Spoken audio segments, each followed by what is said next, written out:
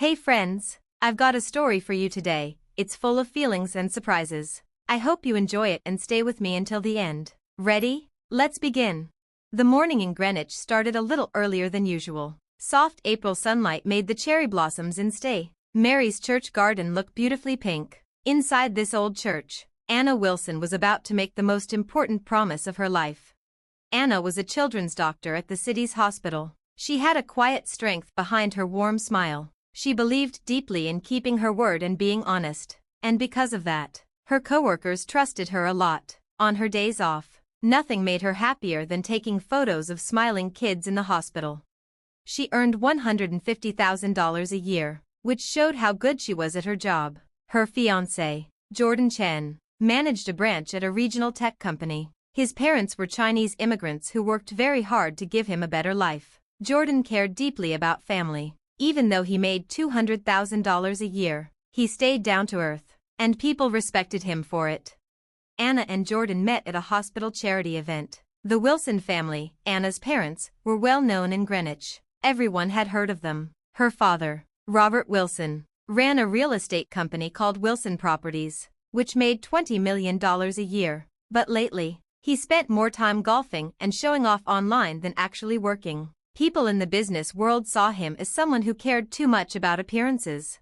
Anna's mom, Margaret, was once known as a respected housewife in town, but now, she was focused on being an Instagram influencer with 20,000 followers. She went to the spa 3 times a week and cared a lot about how many likes she got. Anna often worried about her.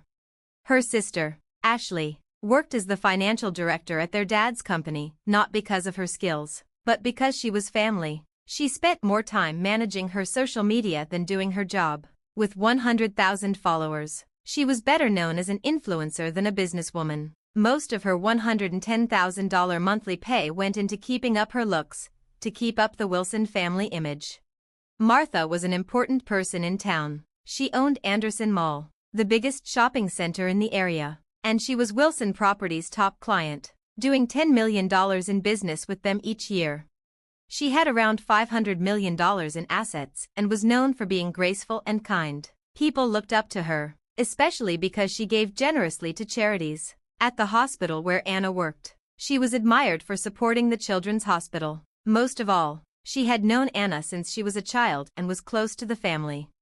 50 guests were invited to the wedding from Anna's father's side. Her grandparents, well known in town, were leading the group, which included 5 sets of aunts and uncles and 8 cousins, all of whom cared deeply about family traditions. From her mother's side, her grandmother, 3 sets of more open-minded aunts and uncles, and 6 cousins were also coming.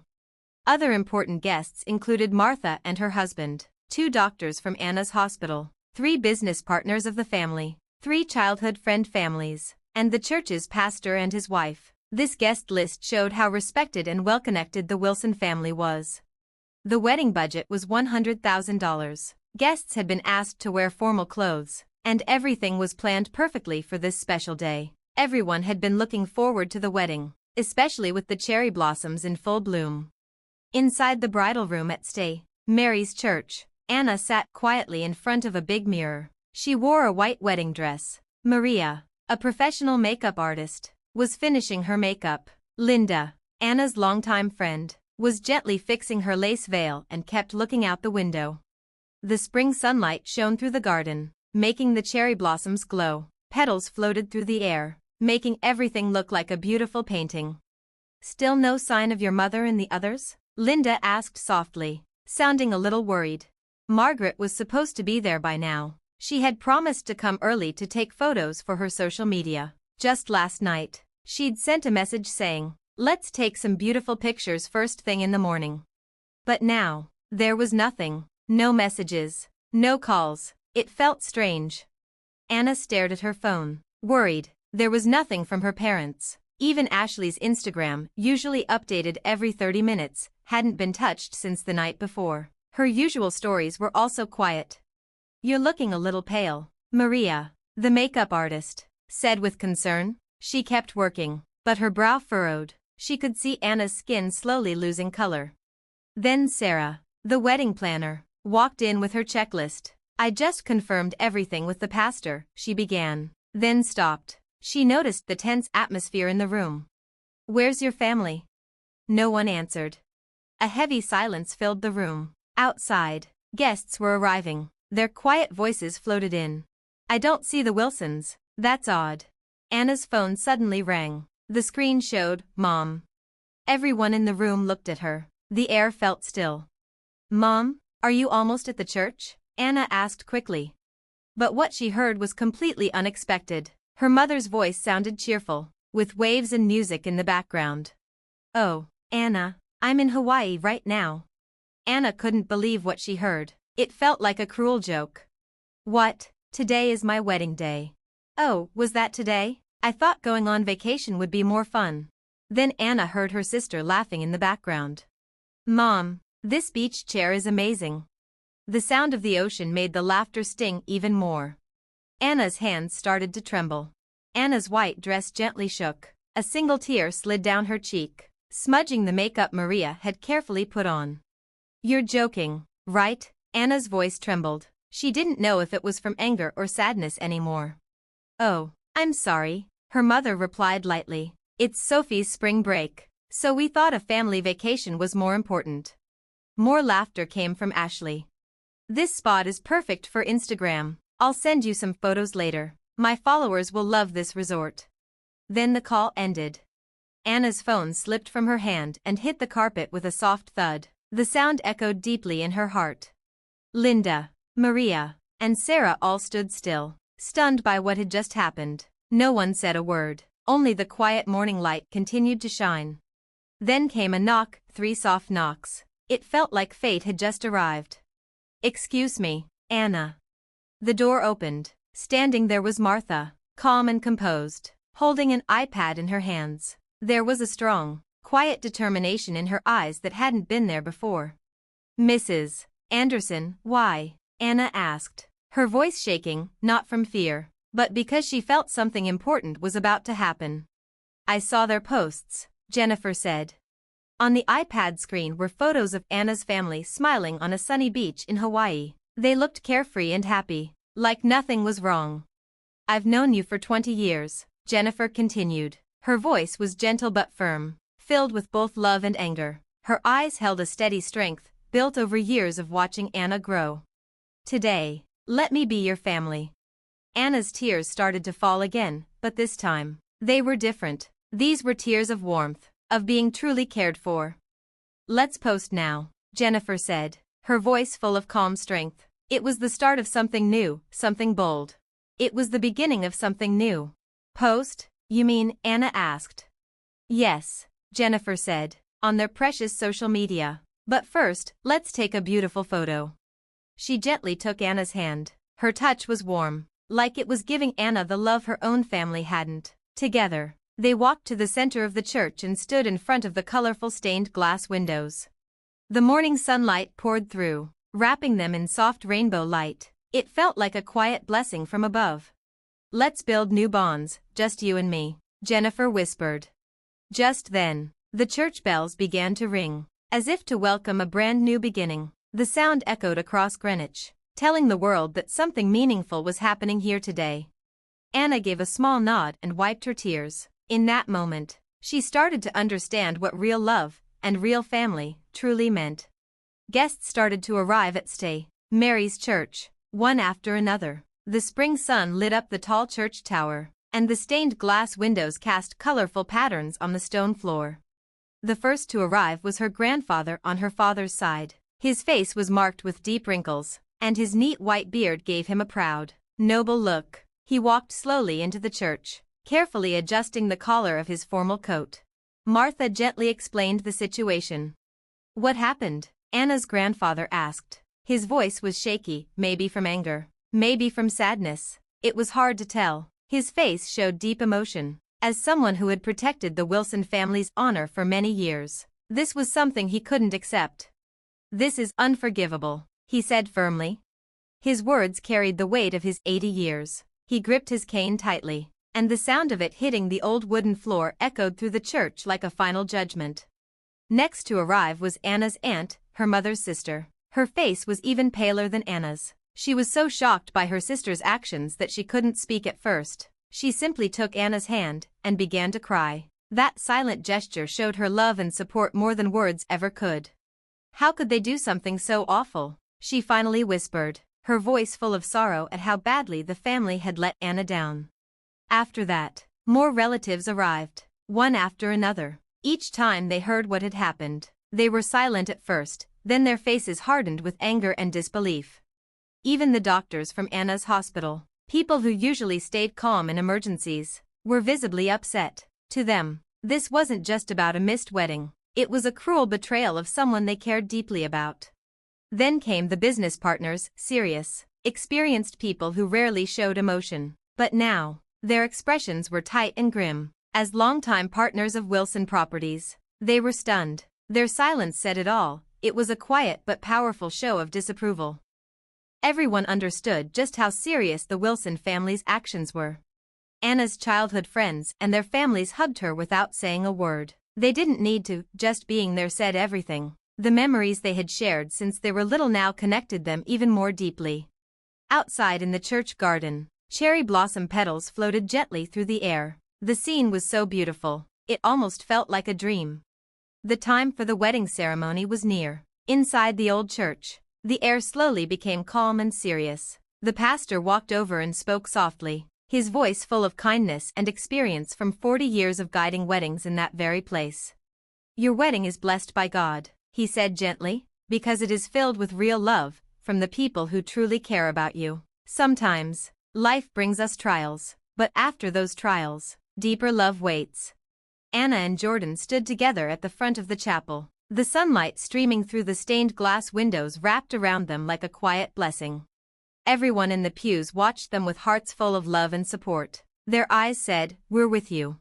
The pastor began to speak, his voice strong and clear. It filled the church and touched everyone's hearts. Jordan took Anna's hand, firm, but gentle. That simple gesture said everything he felt. "Anna," he began, his voice full of emotion. The room grew still. "I promise you this, even though we're not connected by blood, we will build a new family. And with the love of everyone here today, we will create something lasting. Together, we will write a new family story." Tears streamed down Anna's face, but unlike the morning, these were happy tears. They made small, shining marks on her dress, like symbols of a new beginning. After the ceremony, everyone gathered for the reception. The mood was no longer heavy. Instead, it felt strong, united. People looked at one another not just with sympathy, but with determination.